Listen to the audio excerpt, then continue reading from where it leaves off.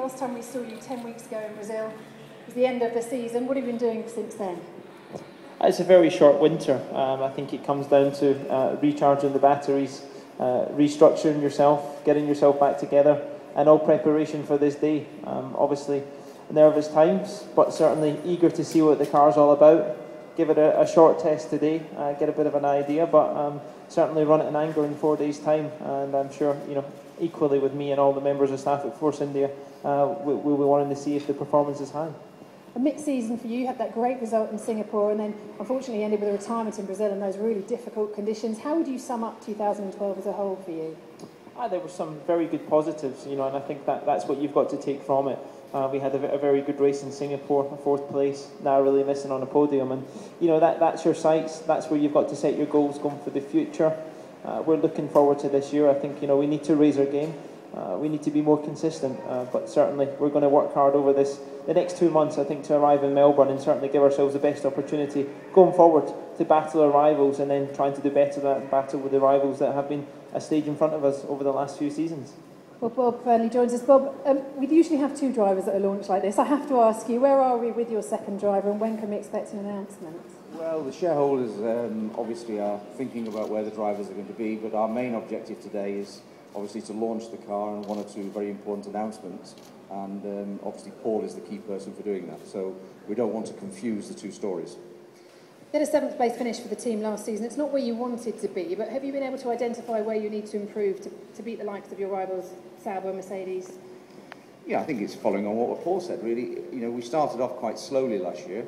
I'm hoping we don't do that this year. If we take the second half of the season, we were the 5th best performing team, and I'd like to think that we start where we finished. It will be quite a hard task to do, but I'm sure we're capable of doing it.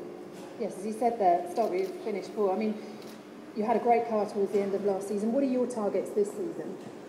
I think, it's difficult to set yourself targets, especially at this point. You've not even saw the car and what it's all about yet, but it's consistency, and I think working the momentum, as Bob has said, to carry over from last year. And that's the focus, I think, to come out, make sure we have a car that gets into Q3, put ourselves in strong positions, because at the beginning of the season it's always nice to keep the momentum up in the team, keep everybody eager, and the hard work is on track, and at the end of the day it's the points at the end of the season when they tally up that makes a big difference. And it's your 3rd year with the team. Have you had a chance to have more input this year into the car's developments? You always get more inputs. I'm a lot more comfortable in the car, thanks, me nagging at Andrew Green helps a little bit. But this car essentially is all about compromises. Packaging, aero. Everybody has their ideas. It's putting it all together. This year, obviously, my 3rd year with this team racing. I feel more senior in the role, and I feel definitely more ready than I ever have. I've got far more experience. I know what it's all about, and really looking forward to getting underway and get racing again. It's been a long 8 weeks to wait.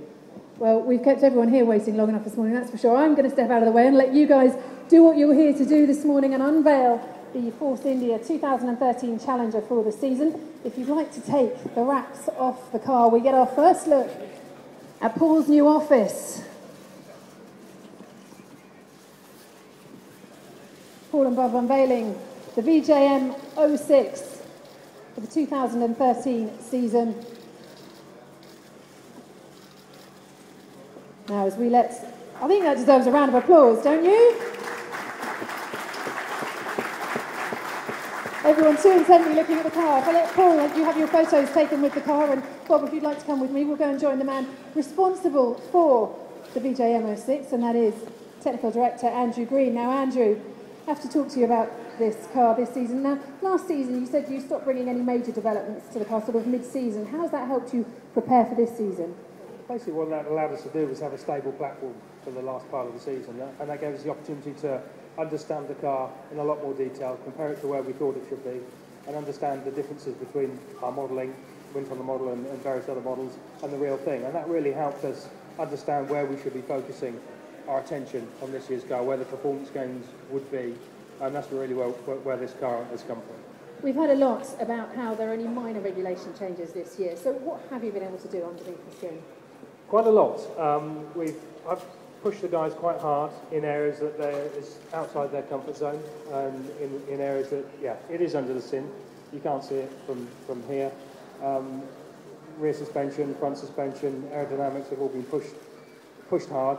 I think the guys have done a really good job over the winter. The car is a step improvement from last year. We've worked on some of the areas that Paul mentioned, which is consistency. The car should be a lot more consistent, should be a lot easier to drive. Those are areas that we focused on. Looking forward to Resta, really, to see whether it does what it says on the tin. Well, Bob, you finished last season with Nico even leading the race in Brazil for a time. How important is it? You mentioned picking up where you left off. Have you got the car to do that? Well, I'm sure so. I mean, Andy and his team have put a huge amount of effort in. He knows what direction that we needed to go. And I think if you go back in time, when Vijay first bought the team, we had two drivers fighting for last place. And as you rightly say, the last race we did, we were leading the race. So it's a huge improvement across the board. And that's down to, obviously, Andrew and the team and the two drivers. Paul, if I can bring you back in at this point, Paul, and ask you your first thoughts on your new office. It's always nice. It's always nice to see a new car. Us, very critical of where it is. You look at edges, you look at packaging, and these team of guys do a remarkable job. And I think the big thing is seeing how it is on track. But I've saw it develop over the last 3 or 4 months. Seen various glimpses of it, and when you actually see the finished article and see it together, and it is actually the first time I saw it all together, it looks very sharp, and looking forward to seeing what it's all about on track. It's had a nose job, Andrew. You've gone for the vanity panel on it. So talk to us about that. We've had differing decisions. I mean, we saw the sloping nose still with McLaren, but Lotus said they hadn't gone for it because of the extra weight. What was your thinking behind adding it? Ours is purely performance driven, and really the performance is not on the top of the chassis. It's what you can do underneath. And by pushing the chassis to its limits, it allows us to get the aerodynamic performance. Putting the panel on top cleans up the flow over the top of the chassis. It's a small thing, but for us it's important. It's something that we decided to do. And it looks prettier again, Paul, that's for sure. What do you make of it? We have a closer look at the car, actually. If we can have a closer look around. Paul, any other changes that you've noticed from seeing it so far this morning that we can talk about? Well, I'm not going to highlight anything. That's for Andrew. I know how secret Formula 1 is, but I think the most important thing is comfort for me when I'm inside the cockpit is how it feels. It's all about feedback.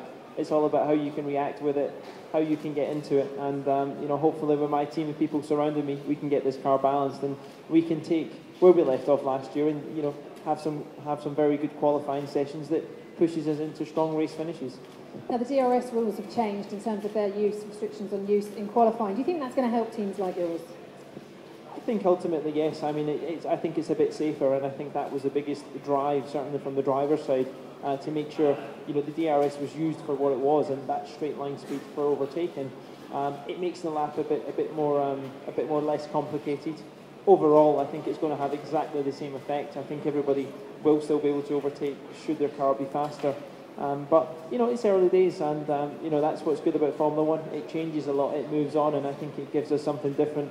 Along with no rule changes this year, the tyres are slightly different. So again, you go into the winter testing really just understanding everything, and you have a team of engineers that I'm sure will come up with their own philosophies.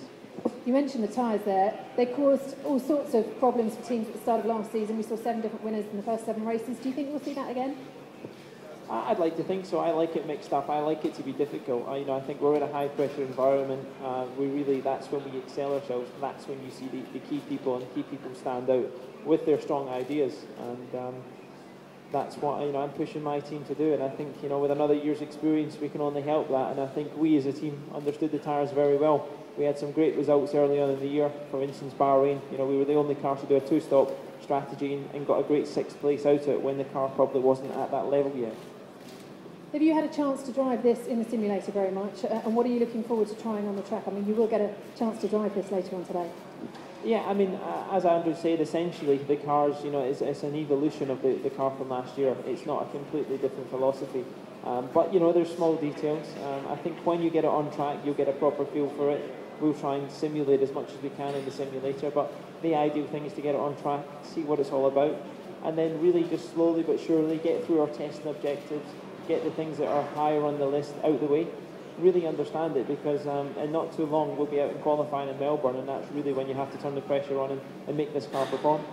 All right, well, Paul, thank you very much for joining us, and to Bob and to Andrew, who will get to take out the VJM06 onto the track very shortly and see what it feels like on the track rather than in the simulator. And we'll be speaking to him after that to find out just how it felt. But that's all for now. And don't forget all your Formula One news on Sky Sports News, and also every race live on Sky Sports 1 F1 HD.